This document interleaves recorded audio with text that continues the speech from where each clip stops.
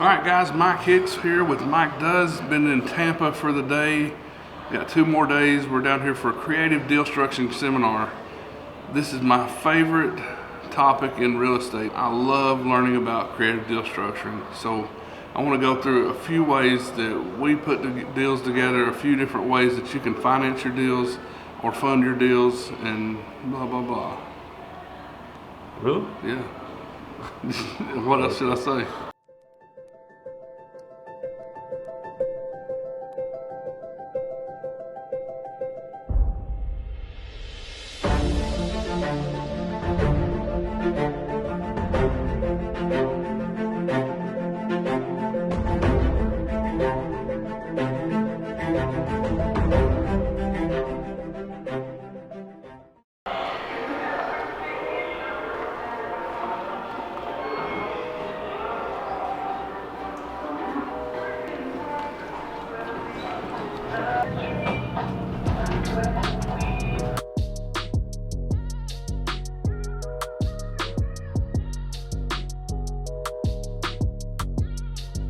So the first opportunity for financing and funding your deal is, the traditional method of going to a bank.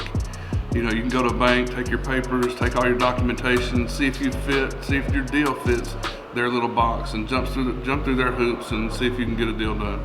The next method is transactional funding. That's putting a deal together. Maybe you need the funds quicker than you can get the final financing. You use that money for a couple days, a couple hours, a couple weeks, and pay a percentage of the loan amount to the lender. And then you pay it right back off with your permanent financing. The next one is hard money. Hard money lenders are probably better for a newer investor that's never borrowed privately and doesn't have a track record. You can go to these hard money lenders. You're going to pay a little more, probably 15%, 5 points, but you can build your track record, do a few deals, and then move into private money once you've proven yourself. Don't confuse private money and hard money. Hard money is going to be anything, to me, 11% or greater. Private money is going to be anywhere from 1 to 10%. The main reason that I like private financing is because I create the terms. Private money is my favorite form of financing because I create the terms, and I don't have a bank telling me that it doesn't fit their box, because it works because of the terms that I created. Okay, so the last is seller financing, and I love seller financing because every portion of this note is negotiable. The price is negotiable, the terms are negotiable, the rates are negotiable, when you make your payments are negotiable, how often you make your payments are negotiable. Anything can be negotiated with this seller finance note. I've done notes to where I had 0% interest and 0 payments for a full year before I ever started making payments on this loan. I've had notes where they're $10,000 down and $300 a month until paid.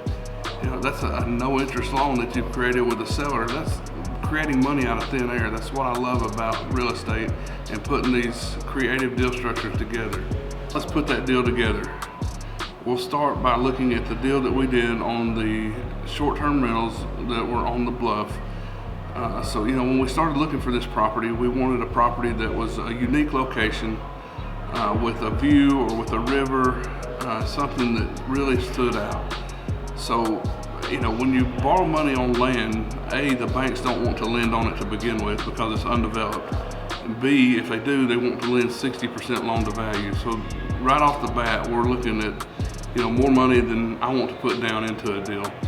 So we take and reach out to the seller. This property had been listed for 3 years, so they're probably a little high to begin with. So I reach out to the seller and say, look, I love the property. I'd love to buy the lot. I'm not able to go to the bank and borrow the funds at this time. So could you help us with the financing on this lot? After going back and forth a little bit, showing them my credibility packet, showed them, how I performed on previous loans with other private lenders and other seller finance deals, and we were able to come to agreement with our terms, which ended up being 3%. So to get 3% loan on land with, I think we ended up with 7% down payment. You know, that's a good deal in my book, especially, you know, with the view and everything that the land had going for it. So once we had the land, we had the task of financing the tiny home builds themselves. At this point, 3 tiny homes. We needed about $60,000 a piece to put those tiny homes on the property.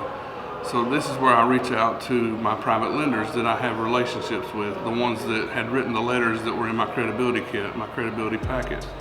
So I reach out to these guys and say, look, I've got this property, I've got this great idea to put shipping container homes on the side of a bluff, and here's where I feel like the performance will be, and you know, at a minimum, you know, if we rent these out for 15 nights a month, this is what our rents should be and where we should stand.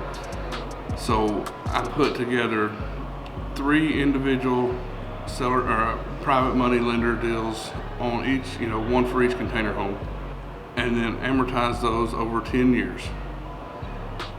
So I had the note from the seller of the lot, that's the first mortgage, and then each additional lender was the second, third, and fourth mortgage. You know, that's a risky deal for the investors. A lot of investors won't do that. A lot of investors won't go into second position, let alone third or fourth.